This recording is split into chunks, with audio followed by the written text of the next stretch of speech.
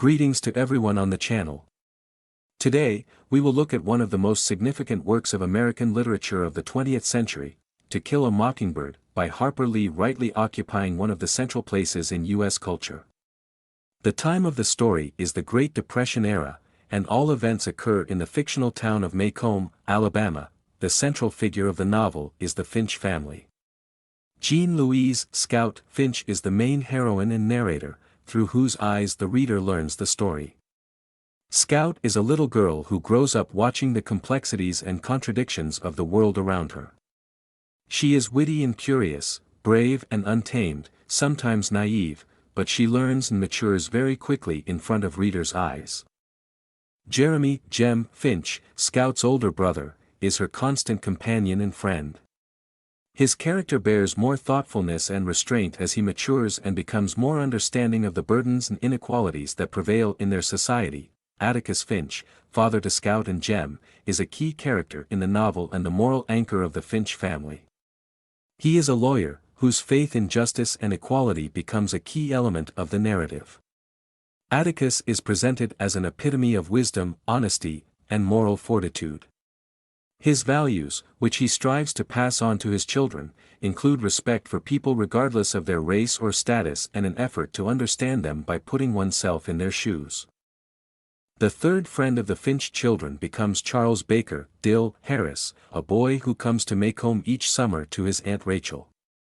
Dill is the main initiator of many of their adventures and assumptions about the mysterious and reclusive neighbor, Boo Radley. Boo Radley is another key character in the novel, although he remains in the realm of rumors and fantasies of the children for a long time.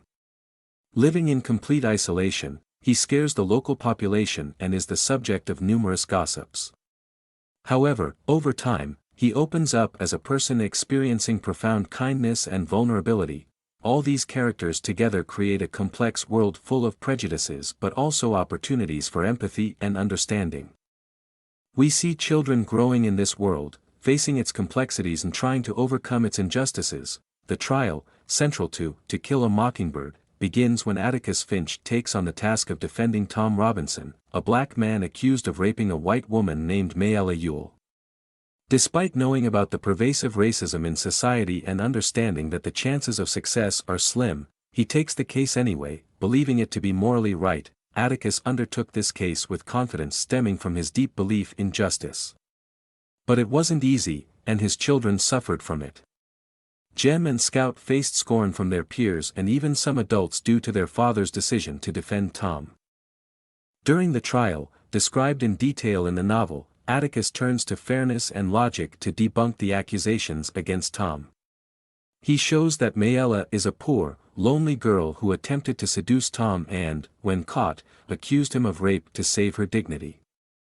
He also points out that Tom is disabled and physically could not have carried out the assault as Mayella describes. Despite strong evidence in Tom's favor and Atticus's insightful arguments, the jury still condemns Tom to death. This outcome demonstrates the deeply entrenched prejudices and racism of society. This moment is a big shock for Scout and Jem, who perhaps for the first time faced such blatant injustice. This part of the novel draws attention to racial prejudice and the unfairness of justice, especially in the southern states of America at that time. Through this trial, the author shows how racial prejudices can affect personal and societal relationships and undermine trust in the justice system. After the trial, Mayella's father, Bob Ewell, issues threats against Atticus. He feels his honor has been disgraced during the court proceedings, and this anger leads to an attack on Jem and Scout on Halloween night. Unexpectedly for all, they are rescued by Boo Radley, the mysterious and rarely seen neighbor whom the children previously regarded as a monster. This rescue shakes Scout's perceptions of Boo. For the first time, she sees him not as a monster created by her imagination, but as a real, kind man capable of heroic deeds. This confrontation with the reality around Boo Radley opens up new horizons of understanding and empathy for Scout, important themes that run throughout the novel. Scout and Jem gradually become more mature, overcoming the hardships and prejudices they encounter in their society. Through the experiences of these children, Lee explores themes of justice, growing up, and loss of innocence.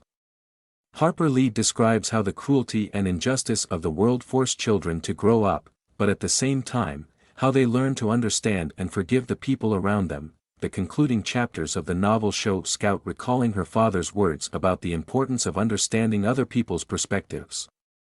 She realizes that she has learned to see the people around her not just through the prism of their social status, but through their personal experiences and struggles. This lesson of empathy and understanding stays with her for life. Thus, To Kill a Mockingbird is not just a story about racism and injustice, but also a story about maturation and understanding. Through Scout's eyes, we see how the difficulties and adversities of life can be overcome through the power of justice, empathy, and understanding.